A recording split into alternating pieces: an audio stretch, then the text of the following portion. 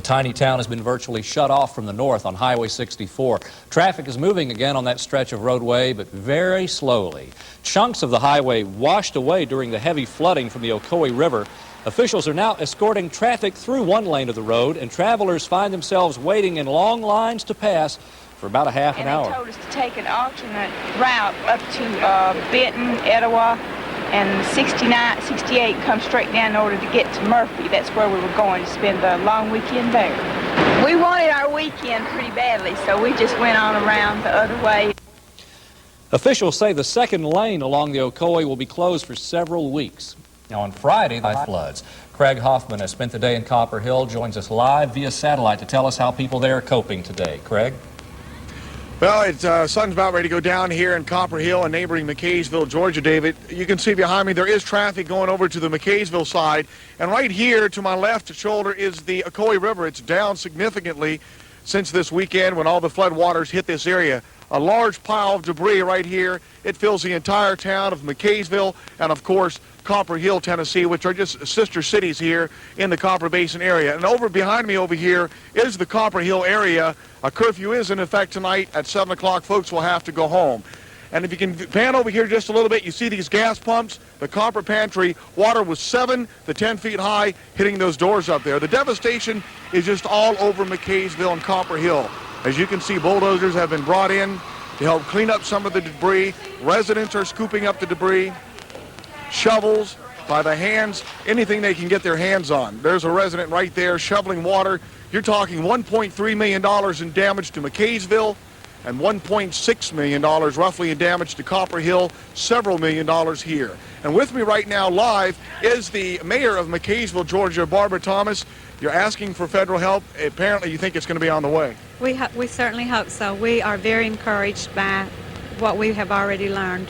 There's over the years, you and Copper Hill have had your differences, but you seem to be joining hands in this fight. Yes, sir. We don't have any differences at this point. We have to come together now.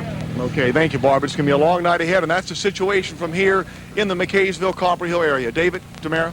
Okay, thank you very much, Craig. Of course, those businesses there are going to have a rough time, too. Many of those will be starting over, if indeed they can even stay in those towns. I was going to say that's an area that's been so hard hit with so many layoffs and things in that area. It's hard to see how they can come up again. And we'll be following that story and, of course, reporting on the problems those residents face in the coming days. In other news, Georgia, the search continues for a man feared drowned. And many residents in the area are wondering if flood prevention measures are working. These are just a few of the stories we'll examine tonight on Eyewitness News. Ocoee River came out of its banks and cascaded 8 feet deep through the town. Our Craig Hoffman has our satellite live eye. He's joining us right now for a look at the devastation in Copper Hill. Craig? Bill, there is a lot of devastation here. We've had some preliminary figures from both McKaysville, Georgia, and neighboring Copper Hill, Tennessee. $1.6 million in damage to McKaysville. $1.3 million here in Copper Hill. You can see behind me the streets are starting to quiet just a bit. A few workers back there trying to clean up the debris here. It's been a very devastating situation for both of these cities here in the Copper Basin. And right now, all folks are trying to do is see if they can keep their businesses open for the months ahead. Chaotic may be the best way to describe the scene in Copper Hill, Tennessee today. Business owners and restaurants scrambled to save their property. Art's Restaurant has served food here for 50 years. The family-owned business is all but destroyed. But owners say the floodwaters won't keep them from rebuilding. We have to do something. We got kids. We got kids in school. This is where we are, and we have to do something. That's all there is to it. Optimistic.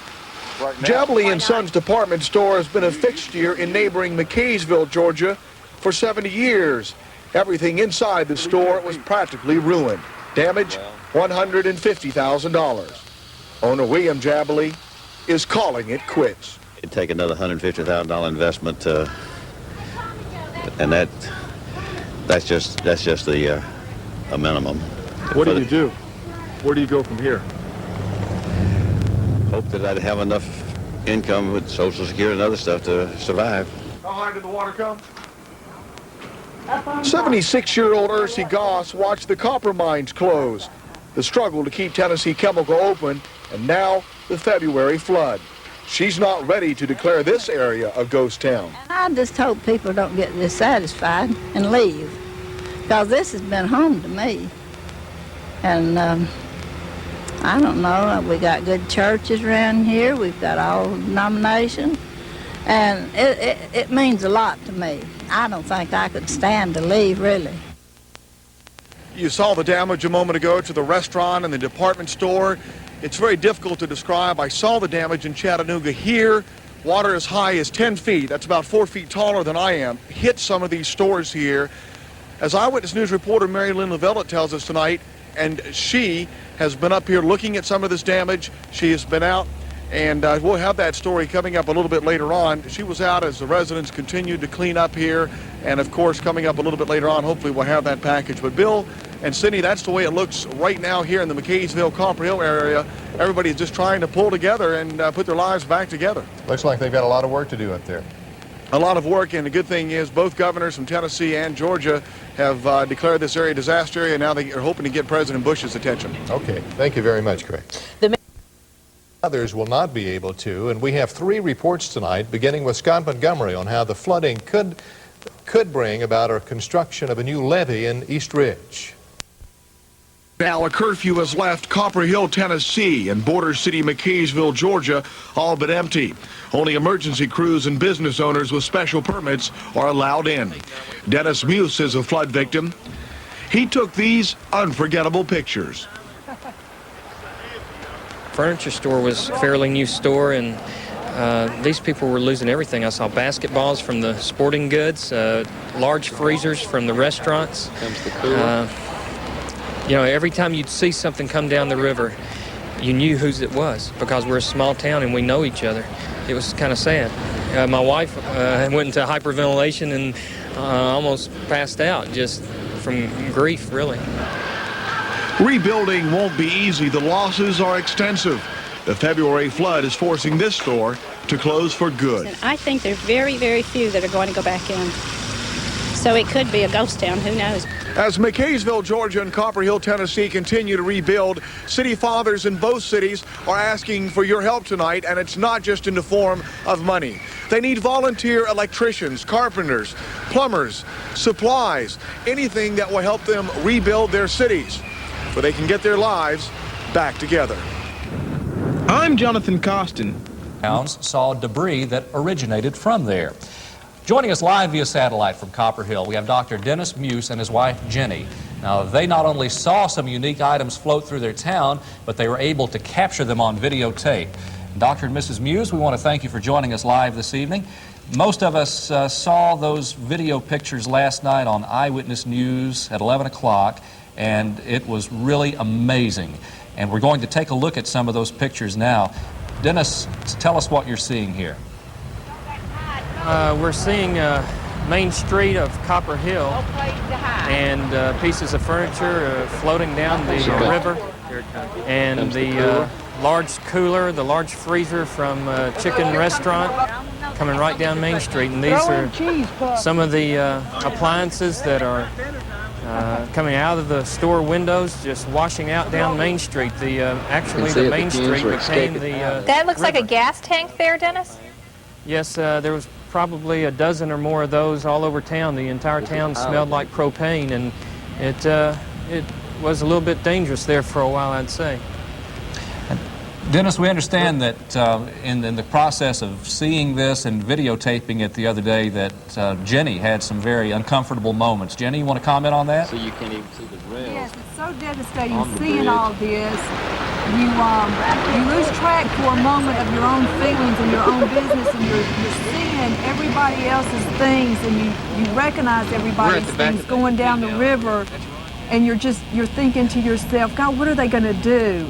They've lost everything. And then on the other hand, you really don't realize what the aftermath of it all is once it's over. You see the town being flooded, but after the water's gone, it's what's left, and there's nothing left. You know, speaking of what's left, we'd been seeing this week pictures of what is left and the cleanup efforts there, but I don't think until we've seen your videotape we understood how high that water came up. Surely people were frightened. Right now, where I'm standing, I couldn't reach to the top of the water level. It was all the way up to the bridge, but I mean to the railroad tracks behind us in Copper Hill, and it flooded all the way across into Georgia, and just gutted buildings and new equipment and new supplies and furniture and everything. It just was all going down the river, it looked like. What will it take for Copper Hill to recover from this flood? What we need is not so much the loans and things they're talking about. We really need financial aid here. And we need some strong backs to help us, like the National Guard. We'd appreciate any help. Yeah. We need it all. Jenny, your town has faced a lot of difficult times in the past couple of years. Yesterday we were hearing from some residents who said, I can't afford to build back. Others said, we hope the town does continue. What do you think is going to happen to Copper Hill? You have a situation here where several young guys, approximately my age, have come in and bought businesses, opened restaurants, opened new businesses, and we're all loaned out. We really need help, and I think we're strong enough to come out of this. All right, Dennis and Jenny? You'll see the people just pull together and as the two communities and pull out of it. We sure hope so. We sure do. Dennis and Jenny, thank you for joining us from Copper Hill and for sharing those amazing pictures with us. I can imagine the feeling of helplessness that you must have in a situation like that. And utter fear. Wow. I just cannot imagine. And seeing that freezer, you got to wonder where that freezer wound up too. And how heavy it is. Yeah, that was incredible.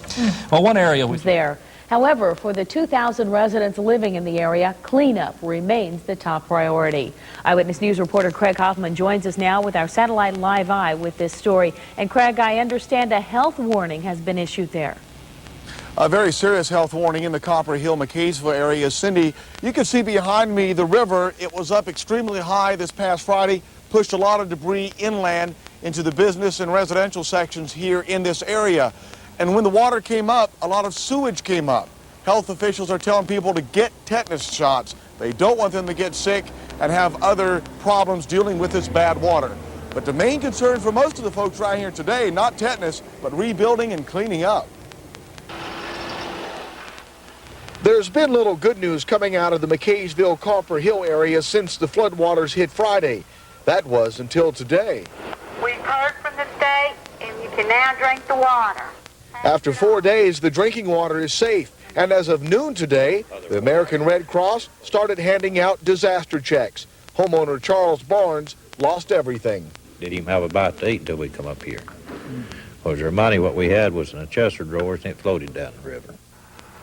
Federal disaster aid may soon be on the way, but many people can't wait. They need help now. They owe for what they have in their stores, and to restock they need money, so money's the critical thing I'd say right now. State Electrical Inspector John Broccoli says it may take 2 months to fix damaged homes and businesses. Experienced carpenters, electricians, and plumbers are needed. If we get any cold weather, it'll be a bear around here. It will be a bear.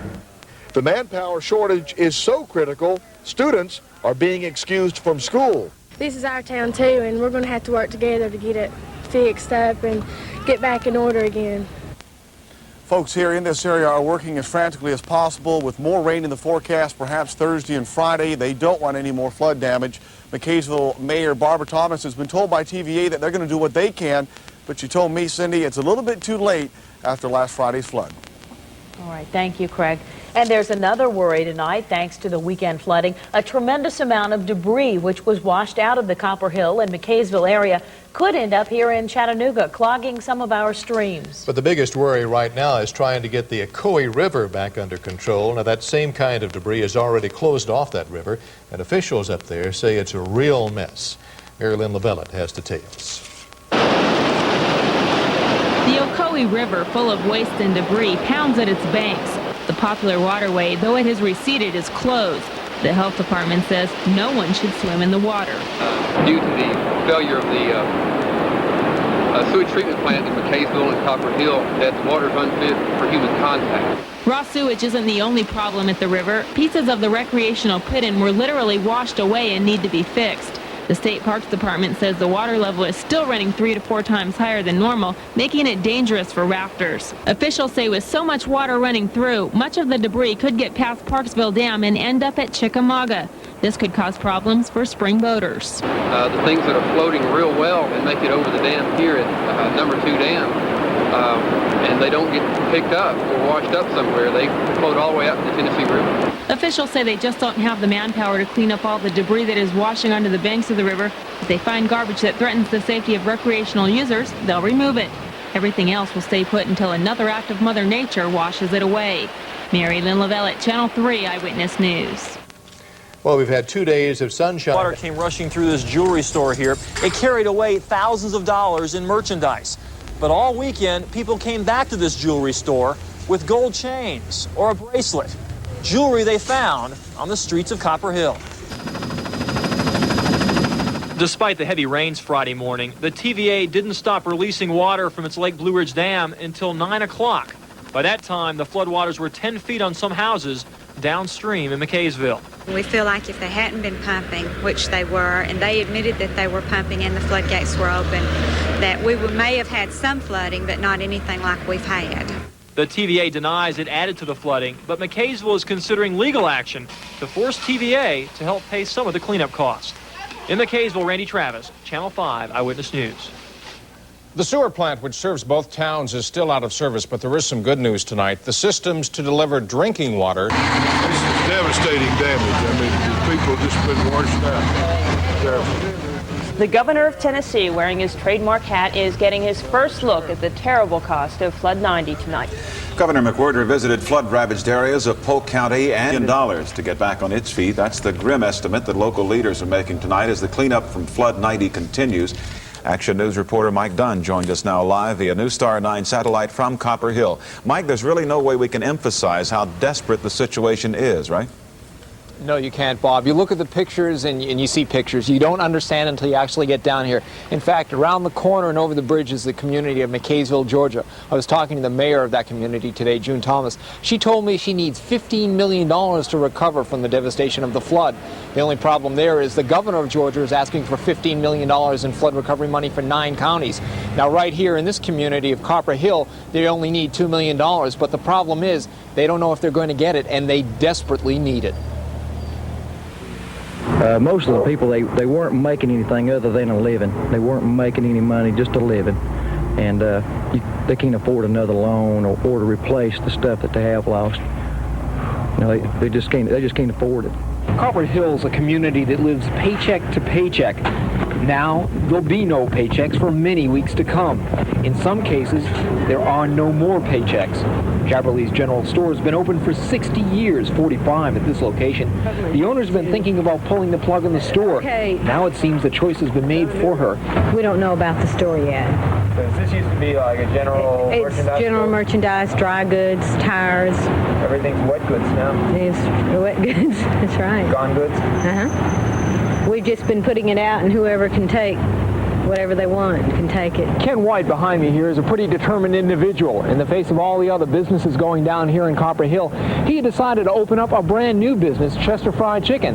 In fact, the grand opening was scheduled for tomorrow. Now, just like everybody else in town, he's busy cleaning up. We've gone so far now, we came back out. So it's just a matter of putting a little more with it and cleaning it up and starting all over. For some stores, business goes on as usual. The Copper Hill Barber Shop was ready and waiting to clip anybody that needed a trim. Surprised about folks coming in today? No, you have to have haircuts. How about you, sir? You came in to get that haircut. Yes, sir. I sure did. Yeah. You think the store would be open today? Well, I heard it was. I didn't know for sure. I just come to look. Well, you need a haircut, you gotta get a haircut somewhere. Vice Mayor Bill Standridge says his community can come back, but they need help. That's the message he and other local leaders delivered to Governor Ned McWhorter, who toured Copper Hill today. I think they'll respond. Of course, if they could see this situation, they'd respond immediately.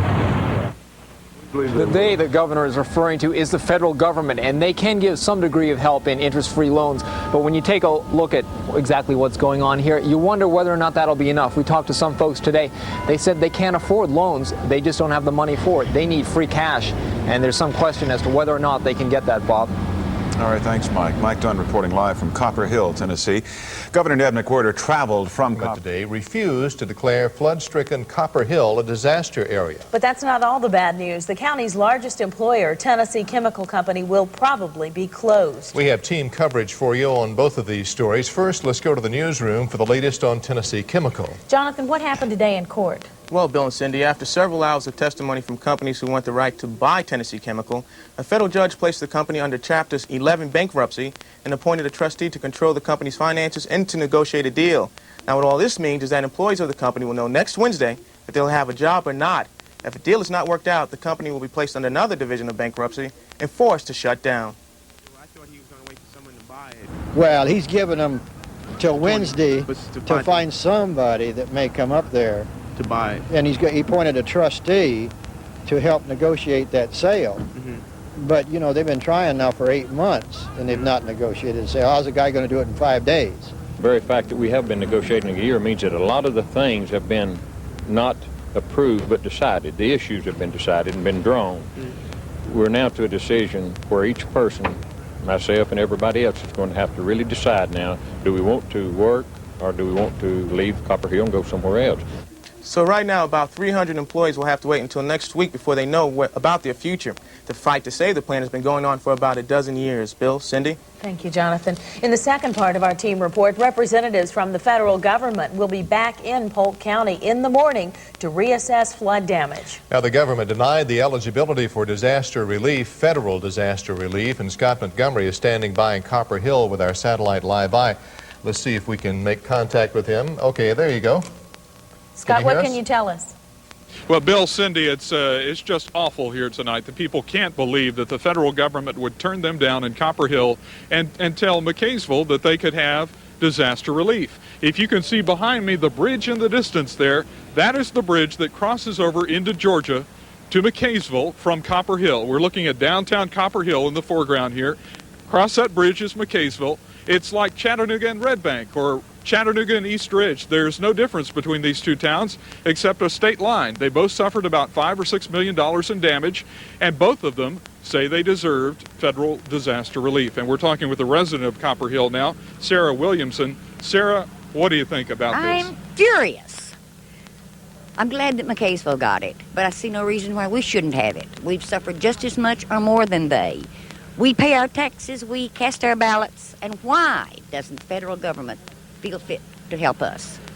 There is no way that Copper Hill is isolated from McCaysville, is there? No. I brought people who'd been flooded out in Georgia and brought them to my home and kept them a week. We never think about state lines. People worship in Georgia who live in Tennessee and vice versa. They go back and forth to shop? Yes, there's no difference. Why do you think this... Mr. Bush says there's a difference. Well, why do you think this happened? Politics, perhaps. We're such an isolated little place. We have so few votes here, we can't sway anybody one way or the other. So they think, okay, just let them sit there. And I am furious. I'm irate. I could scream. I could cry. Whatever would help, I'll do it. This is just too many things in a row to happen to one town, right? Well, yes, it's just about more than we can take. Okay, I can understand that. Right now, the residents of Copper Hill are meeting here at Town Hall. We're standing on the steps at Town Hall, and they're going to have an emergency meeting with the City Council and see what they can do. Of course, it's really up to the federal government, and we understand the governor, our senators in Tennessee are both asking the president to please reconsider this action. Cindy, Scott, I understand from all the people that we've talked to, we haven't heard from anybody that agrees with what the federal government's done as far as Copper Hill is concerned. I'm sure everybody there feels the same way. It's really hard to understand because they both got about the same amount of damage, $5 to $6 million. They're across that bridge from each other. It's just crazy. Maybe it just got on the wrong desk up there. We'll have to wait and see. Thank you, Scott. Well, several area lawmakers have contacted Eyewitness News expressing their concern over the lack of federal assistance. We'll have more on this story tonight at 11 and, of course, tomorrow at 6.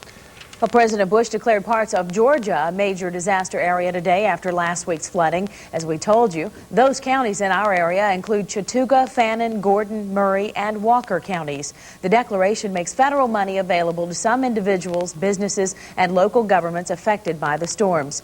Nearly $16 million could be made available. And the damage assessment is now complete in the East Ridge and Brainerd areas, but President Bush has not yet declared that area. Reaction to this strange turn of events from Copper Hill residents. We'll have that story and much more on Eyewitness News. The top stories tonight, from the governor down to the people cleaning up. Tennesseans are furious with the Bush administration tonight.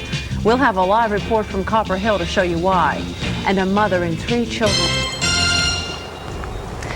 This river, the Ocoee, flooded 2 cities a week ago, one on the left bank, one on the right. But today we learned that both sides won't be treated equally by the government. Good evening, and thanks for joining us tonight. The word from Washington today was a mixed bag for our area. President Bush will help pay for flooding relief in Georgia counties, but he will not do the same for the state of Tennessee. And both politicians and the people who live in Copper Hill are downright livid tonight.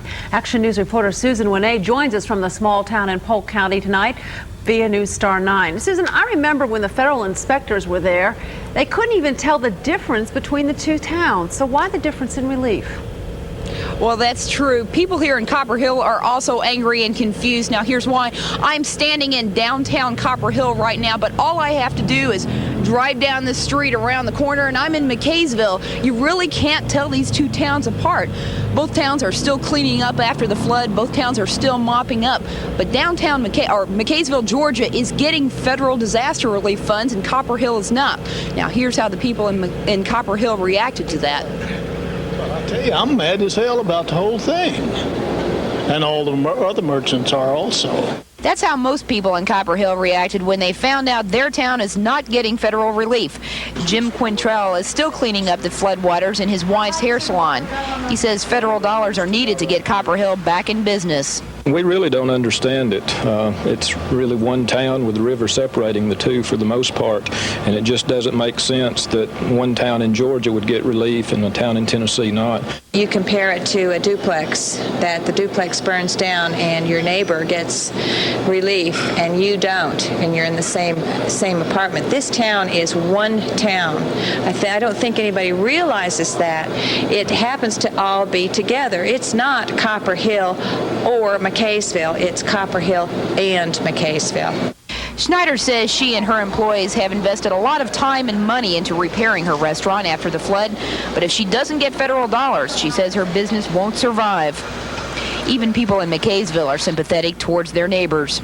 Copper Hill's got more business than McKaysville do, and they really had more to lose because the majority of the buildings downtown McKaysville are really empty, and they have no business inside of them. This river is the only physical boundary that separates the 2 towns of McKaysville and Copper Hill. Now, the people who live on that side of the river in Copper Hill say the rains didn't stop at the border, so why should the federal aid? Copper Hill and McKaysville are one and the same. There's no difference. What one town is entitled to, both towns should receive. Now, Senator Albert Gore is coming here to Copper Hill tomorrow afternoon. He and Senator Sasser are going to try to get the decision reversed. They're going to try to get the Federal Emergency Management Aid Team to change their minds and grant relief to Copper Hill like they did to McKaysville, Georgia. Now, as far as the people here in Copper Hill are concerned, it's not over till it's over, and they plan to fight for their federal dollars. That fight is only beginning at this point, Susan, isn't it? Yes, it is. Okay, thank you for your live report. Incredible. It really is incredible. As if the flood problem... I'll tell you in a live report.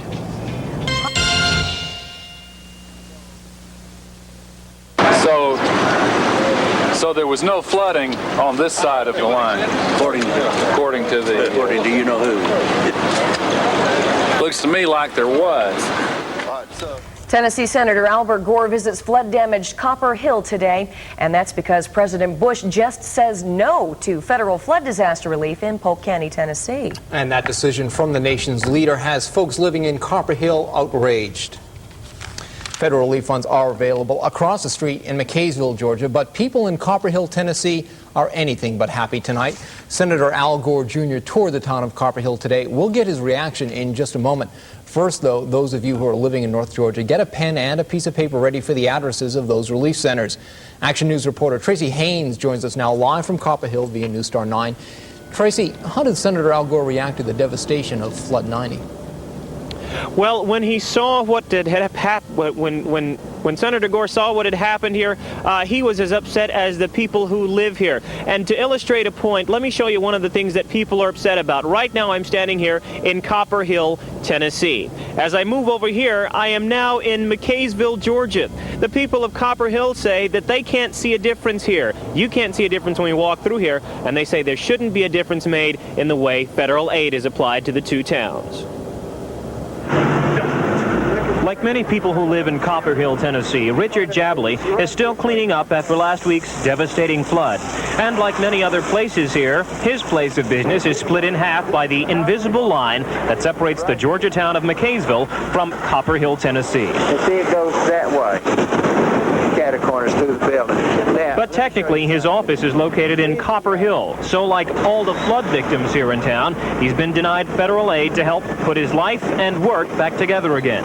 So there was no flooding on this side of the line, according to you know who. Looks to me like there was.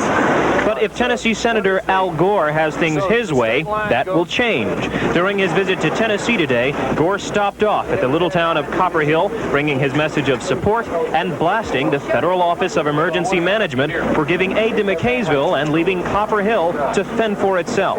Why would they give the assistance to McCaysville just across the state line and not to Copper Hill when they can't even find the state line when they go out there and assess the damage? Total pain, how much I have lost, and I just thought that was rather casual the way they went about it. People here have been outraged since they heard a few days ago that they wouldn't receive federal aid.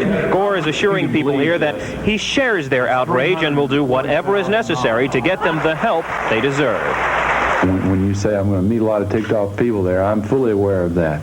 And I share their feelings absolutely. And I've already conveyed those feelings to the people at FEMA and to President Bush. Because ultimately this is his decision. And it has not been made well at this point. At the meeting that was held this afternoon, people here in Copper Hill were very happy with Gore. They stood and gave him standing ovations several times. Gore, again, is blasting the Federal Emergency Management people. He says that what they've done, their first inspection of the place was one of the sloppiest that he's ever seen. Mike? Okay, thanks, Tracy. Having spent time there, I know how important it is to get all that stuff, and it may be very important also that Senator Gore starts calling in some markers. Yeah. Carol. Well, you all, I hope, have gotten your pencil ready. Here are some of the locations of FEMA disaster relief centers people living in North Georgia can go to for help. The Municipal Recreation Center is one. That's Municipal Park Street, Lafayette, Georgia, located on North 27. The next one is in McCaysville Elementary School Gymnasium on School Street, McCaysville, Georgia. Next, Eton Elementary School Gymnasium, School Street at the intersection of US 411 and Georgia Highway 286. And finally, Fairplay Middle School Gymnasium, that's 8311 Georgia Highway 166, 1 mile west of Georgia Highway 5 on Georgia Highway 166. And you can call 1-800-273-6451. That's for more information and apply for federal relief funds by phones in Georgia. Hours vary at each location, so you'll want to call to find out those operation hours. Mike? Well, if you spent part of today inside, then went outside, boy, did you get a surprise. And you weren't alone. A lot of folks suffered damage from gusting winds. Tennessee residents for federal disaster aid after being turned down by the government in the wake of last week's heavy flood damage. And just across the state line in Georgia, grants have already been approved to help residents. Today, Senator Albert Gore Jr. saw firsthand the devastation in Copper Hill. Our reporter Jonathan Costin is in Polk County right now, and he joins us via satellite. What is the latest, Jonathan? Well, Craig, hopefully the people out here will be able to get some help. And today, Senator Al Gore toured the area, and he was indeed touched by what he saw. And that's why he's going back to Washington, D.C. to get an appeal. And it's a stupid bureaucratic decision. Worst I've ever seen. Senator Al Gore is furious over the fact that his constituents in Copper Hill, Tennessee are not eligible for federal disaster aid. But meanwhile, a few yards down the road, across the state line in McCaysville, Georgia, residents are receiving help. After Gore assessed the flood damage in the business district, he walked across the Ocoee River Bridge to meet with residents who packed the inside of the city hall to speak with the senator. Here, Gore tried to explain to hundreds of upset flood victims why the federal government denied them help. Essentially what they decided was that the damage was so little in Copper Hill that the state of Tennessee ought to pay for it entirely. After the meeting, residents said they were confident that Gore will be successful in getting an appeal so Copper Hill can get federal aid. I feel like Senator Gore, you made a well point about FEMA and going back to Washington and talking to them. I think he'll work this thing out and get help for Copper Hill. With his help, I think that it'll really help. Maybe things can work out where the people can get the money that they need to make our town stay alive. Now, one more note. Members of FEMA, or the Federal Emergency Management Agency, were supposed to tour the city with Al Gore, but they were unable to fly in because of the windy conditions you guys mentioned earlier today in the broadcast. Craig Frenchy. All right, thank you, Jonathan. Hopefully this week something will be done to change that decision. County will be approved for disaster relief after damages from recent flooding. The town of Copper Hill was completely wiped out during the flood more than a week ago, which caused more than $1 million in damages. On Friday, word came that the area had been denied disaster relief from the Federal Emergency Management Agency. No reason had been given for the denial, and Tennessee legislators were quick to respond. Senator Jim Sasser spoke with Eyewitness News today and says he's been in touch with the agency over the weekend. Sasser says a coalition of lawmakers are urging FEMA to approve aid for Polk County and specifically Copper Hill. They need to go back over their figures and restudy this, because it makes no sense really to declare a county just a few hundred feet away from Copper Hill to be a disaster area. But Tennessee Governor Ned McWhorter was in Washington, D.C. today for a meeting with President Bush, and we'll hear from him on the likelihood of disaster. To rethink its decision. Did the White House give you any idea? Told me they'd look into it. They didn't say when these people might be getting... Well, I would not expect that response from the Chief of Staff of the President of the United States momentarily. Looking into it's what I need them to do and reconsider. Copper Hill and McCaysville. I was listening to my scanner at home, and they were telling that they had the floodgates open, TVA had their floodgates open, and the force come at such a strong force that they could not get them closed. TVA's floodgates were open 18 inches, all three of them. The computer had jammed, and they had to get an electrician up there to manually close the gates. TVA power officials admit there were problems that night, but with 11 inches of rainfall in the surrounding areas around Copper Hill, they say, everyone had problems. We were having operational problems also with that kind of a flood and the damage it did to the powerhouse, and it interrupted some of our communications, and we had to send someone manually to that dam as opposed to being able to do things remotely. Steffi says the closing of the Blue Ridge Dam was delayed only an hour or so, not enough to make any real difference. The water flow down the river at its crest was like 40,000 cubic feet per second. The total flow that was coming out of the dam was 1,600 cubic feet per second when it was flowing. It just simply was not TVA's fault. At fault, TVA officials maintain, were three natural culprits: an area already saturated with water, a mountainous region that encourages massive runoff, and 9 to 11 inches of rainfall in a very short time. Mike Chambers, News Center 12. Still ahead on... They're floating through the town. Well, the owner has since recovered his freezer, and he's almost ready for business again. We'll meet him in a moment. Furniture, appliances, even a huge walk-in freezer floating down the streets of Copper Hill. Well, a lot of the belongings are still along the banks of the Ocoee River, but not that huge freezer. Its owner has recovered his appliance and is almost ready for business. Marilyn LaBellette reports on life after the flood. Debris had been floating through Copper Hill for about 3 hours. Then, as the owner of this freezer watched in amazement, the cooler broke loose and went bobbing and dunking down the street. I didn't think I'd ever see that freezer again. I immediately went up to my apartment and placed an order for another freezer. And before. I knew that one was gone. As Angel got back into his restaurant and started cleanup, it turns out he didn't have to order that new cooler after all. Angel found his cooler about 2 miles downstream here in this area. He says he believes it floated in and got lodged among these trees, and then as the water level of the river went down, the cooler was placed right here on the ground. This area here hit a gas pump down the lower end of town, and this side did too. And that was the only damage that was done to the cooler. The freezer is installed and running good as new at Angel's restaurant. He's marked a special place on the walls to remind him of the day his cooler floated away. A lot of people were coming in, and we cleaned our business up immediately on Saturday after the flood. And people would come in and they'd say, well, you didn't get any water in here, did you? Angel says his high water mark should make good conversation when the eatery opens at the end of the month. Mary Lynn Lavelle, Channel 3 Eyewitness News. I knew that cooler was big. I had no idea how big it was until I saw him standing by it. I like that high water mark they put up there too. That's pretty neat. You really don't realize, you know, how deep the floods are unless you see something like that. Well, that's tonight's news. Stay everywhere. These are pictures of the St. Patrick's Day flood of 1973. Could they be repeated in our viewing area this St. Patrick's Day? Good evening. Thank you for joining us tonight. In another coincidence of time, the last flooding hit our area exactly a month ago. The pattern of the storm has been much the same as a month ago. So tonight we're watching the Ocoee and Chattooga rivers plus South Chickamauga Creek. Now, these were the trouble areas a month ago, you'll remember. We begin tonight along the Ocoee River where it divides Copper Hill, Tennessee and McKaysville, Georgia. Action News reporter Mike Dunn joins us now from the Twin Cities. Mike, how high is the river now and what are the people there expecting? Oh, the people here don't know what to expect, Roxanne. What they're doing are two things right now. They are crossing their fingers in the hope that they don't have another flood. And the other thing they're doing is what we're doing here tonight, holding out their hands, seeing how hard the rain's falling. Now, if we had met you, say, about 3 minutes ago, you would have seen it hitting a lot harder. To answer your second question, let's point over here to the bridge. You can see the water right now. It is below that pier right there. But let me tell you that a bit earlier today, around 3:30, it was hitting the base of the bridge. And that's why some folks are fearing the worst. It is a night of desperation in the Copper Basin tonight.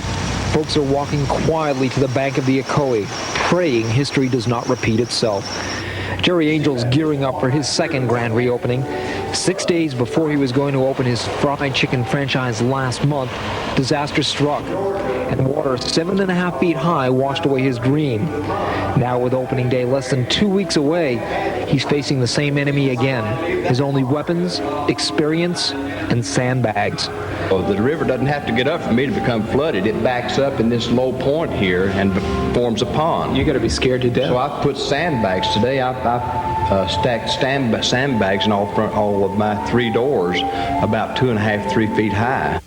Here at the Basin Pride restaurant, the folks were excited about the grand reopening celebration that was scheduled for tomorrow night on St. Patrick's Day. And now instead, they're moving their furniture, taking it upstairs, hoping that if indeed they do get flooded, they won't suffer the kind of damage they did last time.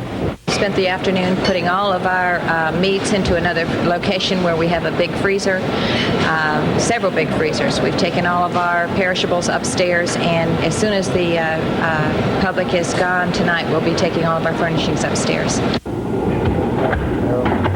And it's not just restaurants that are preparing. While some businesses stand deserted from the last flood, others are prepared. This business moved everything it could, hoping that another flood won't turn Copper Hill and McKaysville into ghost towns.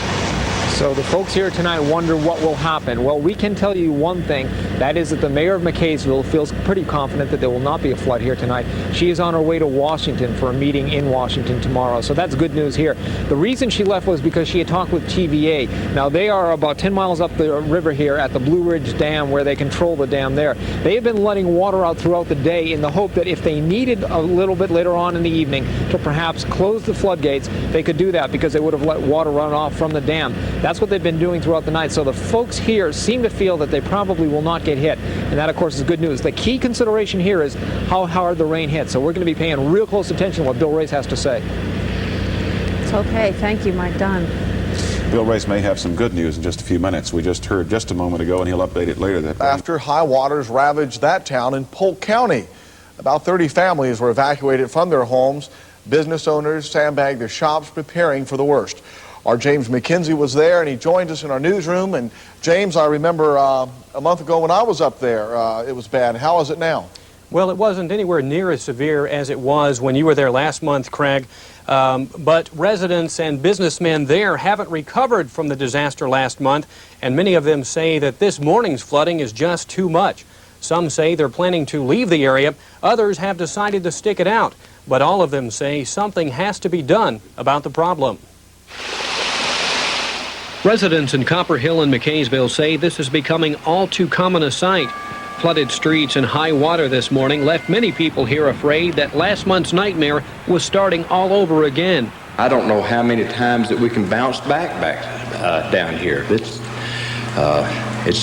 breaking the spirits. We can recover financially. We walk off and leave what we've lost financially, but all the work and time and effort we put into this is heartbreaking. This restaurant was under nearly 8 feet of water last month, and when the river crested this morning, it was just a few inches from flooding it again. Jerry Angel has spent a month and $25,000 trying to get his restaurant repaired and ready to open. He spent last night sandbagging the doorways and praying for the rain to stop. While many residents here in Copper Hill say they've had enough and they're leaving, other people, like the folks who live in this home, say they plan to stick it out. And even though they haven't recovered from last month's flooding, say they're going to stay and rebuild. We're going to build here. We're going to retire here. Okay. We love it. Hancock and her family are still repairing their home from last month's flooding. This morning, they could only put everything as high as they could and wait for the waters to recede. Now, Craig, around noon today, the river did begin to fall and the water left the downtown streets. There wasn't much damage done financially in Copper Hill or McKaysville today, but emotionally, the flood has been disastrous. It's going to be a long time before these residents say they can feel comfortable when the rain begins. But there are those who call Copper Hill and McKaysville home, and they say they'll stay. But if the flooding continues, even they will look for higher ground. Craig? Thank you, James. Employees with the TVA say they have been monitoring the situation in that area, and that Blue Ridge Dam has done as well as it's been designed to do. They say last night's rain on top of the recent rains were just too much, and that they say some of the flooding threatened to recreate Flood 90. Luckily, the floodwaters didn't come close to the destruction that wrecked McKaysville and Copper Hill 1 month ago. Several roads and 2 bridges over the Ocoee were closed because of high water. People prepared for the worst, though thankfully it never came. It is pitiful. I've been around here all my life, and I've never seen anything like that in last month. Yeah, exactly a month ago yesterday. Yeah. And I didn't think it could happen again, but this morning it looked like it really could. 150 McKaysville people were evacuated as a precaution this morning, and they were allowed to go back to their homes when the waters finally receded at around noon. The Copper Basin wasn't the only. Evacuated from their homes as a precautionary measure. The water did not cause dozens of. Cleanup is a long process, but it's getting better. My house is getting fixed, and I'll be back home soon and get to go to church. Everything's much easier. Flood victims are still trickling into the local emergency shelter to pick up clothing or grab a bite to eat. It's slowed up some, but it's still pretty busy. Overall, they come in about, a few people come in all during the day. This weather has slowed them up some. And the cleanup continues for businesses as well. These glass installers say they've been busy since the flood, and they're still getting calls. This is one of them. It's just more or less just getting behind and everything. Everybody's wanting it at once, and we're just one company. People here in Copper Hill say they're getting their lives back together actually quicker than they thought they would. Of course, they still have a lot to do, but they're taking that all in stride. They hope to be back to normal soon.